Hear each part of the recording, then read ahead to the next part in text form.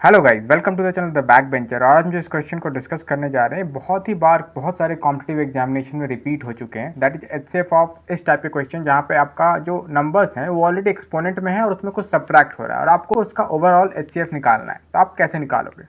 तो जैसे हम एक एग्जाम्पल लेते हैं, आप यहाँ पे क्वेश्चन देख सकते हैं अपने स्क्रीन पे। That is HCF of 2 raise to the power 315 minus 1 and 2 raise to the power 25 minus 1। इसका आप एचसीएफ कैसे कैलकुलेट करोगे? तो इसके लिए एक बहुत ही इंपॉर्टेंट फॉर्मूला या प्रॉपर्टी आप कह सकते हैं जो आप में से बहुत से लोग को पता होगा। अगर आप कॉम्पिटिटिव एग्जामिनेशन का प्रैक्टिस कर रहे हैं तो एक क्वेश्चन आपको वाकई में कहीं ना कहीं तो आया होगा, या तो मॉक टेस्ट में आया होगा या कहीं और आया होगा, जरूर आपने इस क्वेश्चन को देखा होगा। तो उसके लिए फॉर्मूला है HCF of A raise to the power m minus 1 and A raise to the power n minus 1।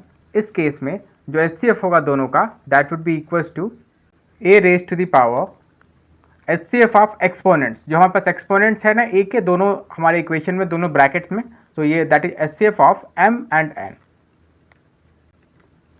Minus 1। तो ये आपका फॉर्मूला है एचसीएफ कैलकुलेट करने का जब आपके नंबर्स इस फॉर्म में हो, एक्सपोनेंट के फॉर्म में हो और उसके साथ कुछ सब्ट्रैक्ट भी हो रहा है। नाउ अब हम इस पे कुछ क्वेश्चंस करेंगे इसको और बेटर समझने के लिए, ठीक है। और एक और बात, आपके माइंड में एक क्वेश्चन आ रहा होगा कि ये फॉर्मूला है या जो भी प्रॉपर्टी है कैसे आया। तो इसके लिए आपको, अगर आपने 9th क्लास में पढ़ा होगा यूक्लिड डिवीजन लेमा, जिसको हम यूज करते थे एचसीएफ कैलकुलेट करने के लिए किसी भी दो नंबर्स के बीच का, तो वो प्रॉपर्टी अगर आपको याद है तो वही प्रॉपर्टी यहाँ पे भी यूज होता है, लेकिन उसका थोड़ा एक्सटेंडेड वर्जन यूज होता है जिसको हम बोलते हैं एक्सटेंडेड यूक्लिडियन एल्गोरिदम। लेकिन for civil services exam perspective ये जो डेरिवेशन है इस फॉर्मूले का वो उतना इंपॉर्टेंट नहीं है। लेकिन अगर आप उसको भी जानना चाहते हैं तो आप मुझे कमेंट सेक्शन में बता सकते हैं, हम उसको भी नेक्स्ट वीडियो में उसको डिटेल में जानेंगे, ठीक है। तो ये हमारा जो फॉर्मूला आप नोट डाउन कर सकते हैं, इसका नाम है यूक्लिड एक्सटेंडेड एल्गोरिदम, ठीक है। तो अब हम करते हैं इस पे कुछ क्वेश्चन। तो उसी फार्मूले के बेसिस पे ये क्वेश्चन हम सॉल्व करते हैं। तो यहाँ पावर क्या है हमारा, दैट इज 315 एंड 25। तो यहाँ पे सबसे पहले इन दोनों का एचसीएफ निकाल लो, क्योंकि फॉर्मूला था that is A raise to the power जो एक्सपोनेंट है उसका HCF. So HCF of M and N का एचसीएफ, और फिर उसको 1 से सब्ट्रैक्ट कर देना है, ठीक है। तो यहाँ पे m क्या है, दैट इज 315 एंड 25, और दोनों ऑड नंबर्स हैं, राइट। तो यहाँ पे एचसीएफ निकालिए सबसे पहले। सो एचसीएफ ऑफ 315 एंड 25, हम 315 को कैसे लिख सकते हैं? देखिए 315 होता है मल्टीपल में, that is 63 into 5, yes that is 63 into 5। So 5 into 63 हम लिख सकते हैं। और हमारा जो 25 होता है that is 5 into 5, so 5 into 5। तो दोनों फैक्टर्स क्या है हमारे पास, 5 5, राइट, दोनों हमारे पास फैक्टर है। सो एचसीएफ हो जाएगा इसका दैट इज सिंपल 5, राइट। सो अब इस फॉर्मूले को यूज करने का टाइम आ गया है, इसको यूज करते हैं। तो hence that will become, so according to the above given Euclidean algorithm, हमारा जो a है that is यहाँ पे base that is 2, so 2 raised to the power, दोनों का HCF that is 5, so 2 raised to the power 5 minus 1। 1 से subtract करना मत भूलिएगा, नहीं तो आपका आंसर गलत हो जाएगा। so 2 raised to the power 5 क्या होता है, that is 32, so 32 minus 1, and 32 minus 1 क्या होता है, that is 31 exactly। so हमारा जो HCF हो जाएगा that is equals to 31 of these two numbers, ठीक है।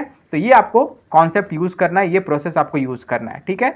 अब इस क्वेश्चन का लेवल थोड़ा बढ़ाते हैं। तो अब हमारा क्वेश्चन है, please find the HCF of 3 raise to the power 38 minus 9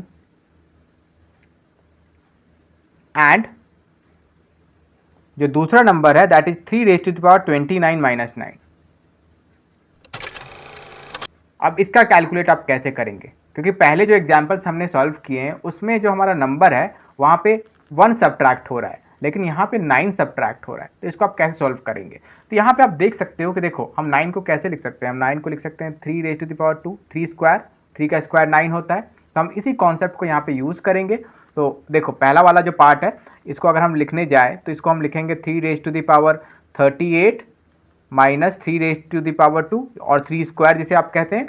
तो इसे हम फर्दर मॉडिफाई कर सकते हैं। अगर हम 3 स्क्वायर कॉमन ले लें यहाँ पे, तो अगर हम 3 स्क्वायर अगर यहाँ पे कॉमन ले लें तो इसको आप कैसे सॉल्व करोगे? That is 3 raise to the power 36 minus 1, ठीक है। सिमिलरली जो सेकेंड वाला नंबर है उसमें भी आप कॉमन ले सकते हैं। तो यहाँ पे भी हम अगर हम कॉमन ले तो ये हमारे पास है 3 raise to the power 29 minus 3 square जो 9 है, तो अगर हम यहाँ पे भी 3 स्क्वायर अगर कॉमन ले ले तो ये हो जाएगा that is 3 raise to the power 27 minus 1, right. तो हमने यहाँ पे कॉमन क्यों लिया? कॉमन इसलिए लिया जिससे जो हमारा फॉर्मूला है जो हमने अभी डिस्कस किया था उसमें फॉर्म क्या है, that is a raise to the power m minus 1 a raise to the power n minus 1, दोनों यहाँ पे 1 1 सब्ट्रैक्ट हो रहा है, तो हम उसको कैसे भी करके इस फॉर्म में लिखने की कोशिश कर रहे हैं, राइट। तो इसलिए हमने यहाँ पे कॉमन लिया। अब हम इसको फर्दर मॉडिफाई करेंगे, तो अब हम यहाँ पे HCF निकालेंगे दोनों ब्रैकेट्स का जो हमने यहाँ पे जस्ट डिस्कस किया। तो उसके बेसिस पे हमारे पास एक एक्सपोनेंट क्या है, दैट इज 36 और दूसरा 27। 36 को हम लिख सकते हैं यहाँ पे 9 इंटू 4 लिख सकते हैं, और जो हमारा 27 है उसे हम लिख सकते हैं 9 इंटू 3। तो HCF क्या हो जाएगा? HCF हमारा सिंपली 9 हो जाएगा, दोनों का फैक्टर हाईएस्ट कॉमन फैक्टर हो जाएगा 9 दोनों के एक्सपोनेंट का, तो ये हो जाएगा सिंपली 9। तो 3 raise to the power 36 minus 1 और 3 raise to the power 27 minus 1 दोनों का HCF क्या हो गया, that is 3 raise to the power 9 minus 1। हम यहाँ पे लिखेंगे so HCF is equals to, यहाँ पे दोनों में 3 स्क्वायर कॉमन है तो उसे आप तो लिखना ही पड़ेगा आपको 3 स्क्वायर, और ब्रैकेट में दोनों का जो ब्रैकेट है उसका HCF, तो ये हो जाएगा बेस हमारा 3 है और HCF आ गया एक्सपोनेंट का that is 9, so 3 raise to the power 9 minus 1, same thing जो हमने पिछले क्वेश्चन में भी अप्लाई किया था। अब यहाँ पे जस्ट आप ब्रैकेट ओपन कर सकते हैं, तो ये हो जाएगा 3 रेज़ टू द पावर 2 अगर 9 से मल्टीप्लाई होगा तो पावर ऐड हो जाएगा, तो यहाँ पे 3 raise to the power 11 minus 3 raise to the power 2 multiply 1, तो that is the same thing, so 3 raise to the power 2 और 3 स्क्वायर। अब इसको अगर फर्दर मॉडिफाई करने जाए तो ये हो जाएगा 3 raise to the power 11 minus 9, same question के फॉर्म में, ठीक है। तो ये आपका आंसर आ गया। तो देखिए इस क्वेश्चन में कुछ ज़्यादा कुछ खास था नहीं, लेकिन इसमें जस्ट आपको थोड़ा सा आगे बढ़ना पड़ेगा, आपको कॉमन लेना पड़ेगा, और कॉमन लेने के बाद जो भी आपका ब्रैकेट आता है उसमें आप अपना वही वाला फॉर्मूला यूज कर सकते हैं, Euclid extended algorithm, and then you have to calculate the HCF. So finally in this video we have discussed a very important question that is quite prevalent in many competitive examination perspectives. So I hope you have completely understood the process behind these type of questions. और अगर आप इसका derivation भी जानना चाहते हैं जो आपके लिए इंपॉर्टेंट नहीं है, अगर आप सिविल सर्विसेज एग्जामिनेशन का प्रिपरेशन कर रहे हैं तो उस एग्जाम के पर्सपेक्टिव में इंपॉर्टेंट नहीं है, लेकिन still if you want to know then हम इसमें थोड़ा ग्रेजुएशन टॉपिक भी हमें यहाँ पे इंसर्ट करना पड़ेगा, लेकिन स्टिल अगर आप इसका डेरिवेशन जानना चाहते हैं तो हम इसके बारे में नेक्स्ट वीडियो में डिस्कस करेंगे, आप मुझे कमेंट सेक्शन में बता सकते। So that's all for this video and I hope आपका डाउट क्लियर हो गया होगा इस टाइप के क्वेश्चंस में। अगर फ्यूचर में ऐसे क्वेश्चंस आपको एग्जाम्स में आते हैं तो इसमें आपको कोई डिफिकल्टी आने वाली नहीं है। So finally best of luck for your upcoming exams and please like, share and subscribe our channel because out of 100% of viewers that watch our videos only 1% has subscribed our channel और 99% जो है वो video को बिना subscribe करे ही चले जाते हैं। So please subscribe and thank you so much for watching this video.